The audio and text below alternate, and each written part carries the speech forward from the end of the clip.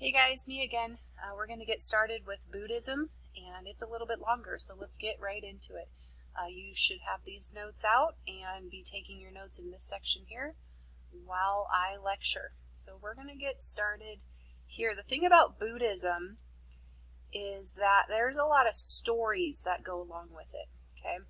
So I'll be reading this, and it's kind of one big story. So take notes as you listen. All right. Where did Buddhism start? It started in India, although current day Buddhists mostly live in Nepal and China, Cambodia, all those countries surrounding India. There are some in India. It started with this guy, Prince Siddhartha Gautama. He was born in 560 BC in India near the Himalayan mountains. Before he was born, his mother, Queen Mahamaya, had a dream. In the dream, the queen was carried over the Himalayas and placed on a silver couch. A white elephant with 6 tusks nudged the right side of her body. The king and queen asked Brahmins about the dream. Those are the priests. They told the king and queen that they were to have a special child who would make an impact on the world. The prince would either be a great ruler to his people, or he would see the suffering of the world and be a Buddha. The queen gave birth to Siddhartha. A warm rain of flowers showered upon them.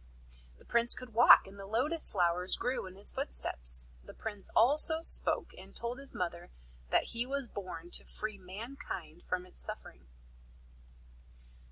The prince's royal life. So Queen Mahamaya died 7 days after Siddhartha's birth. His father, King Suddhodana, raised him along with Maya's sister. Remembering what the Brahmins said, the king tried to shelter his son, or keep him away from everything.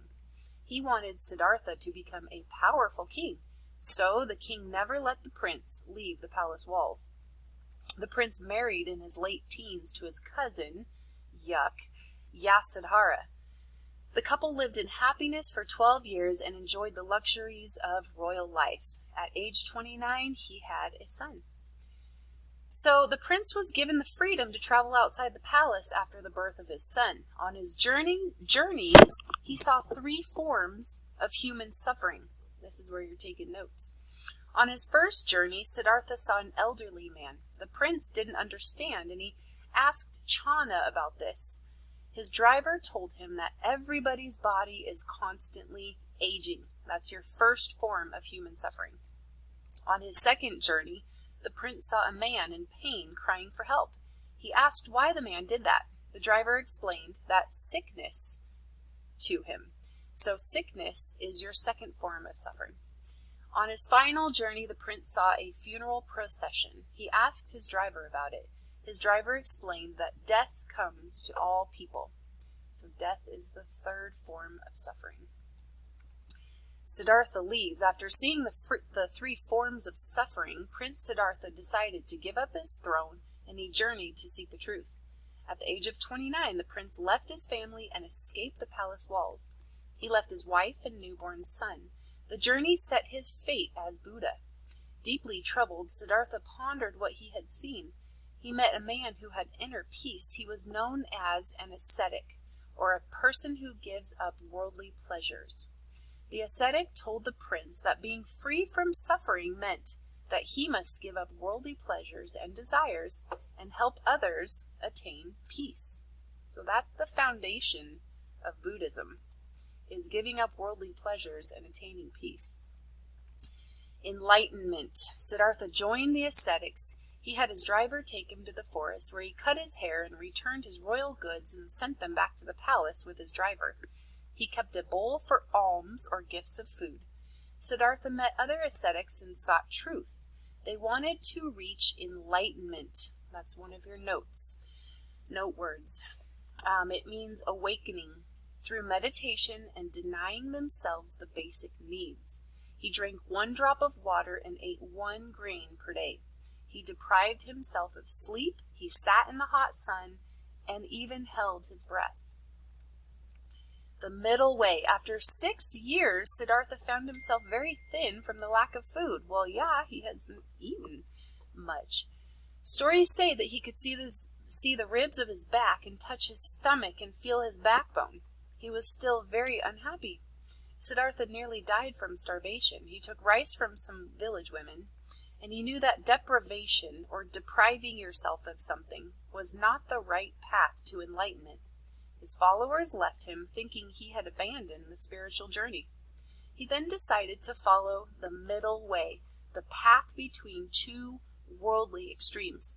So he's saying, don't try to have everything in life and gorge yourself on food, but definitely don't try to have nothing in life and don't eat at all. There's a middle way. There's a balance. Siddhartha is tempted. The middle way of thinking forced Siddhartha to travel the road to enlightenment alone. He was not enlightened, but he was on the right path. Siddhartha bathed in the Nirvana river on his 35th birthday. He decided to find enlightenment, or at least die trying. While he meditated, the evil god Mara tempted him with his 3 daughters, discontent, delight, and desire. When he avoided them, Mara came and tried to tempt Siddhartha. After refusing Mara, he fell into a deep state of consciousness, meaning he's alive, but he's sleeping. He's not dead, but he's just sleeping. Nirvana. After meditating 49 days under a Bodhi tree and refusing Mara's temptation, Siddhartha became Buddha, or the awakened or enlightened one. He reached Nirvana, an ideal state of peace and happiness. He reached the truths that he sought, and he saw the past lives that he lived through Zen or meditation. So yes, they do believe in reincarnation. Buddhists do.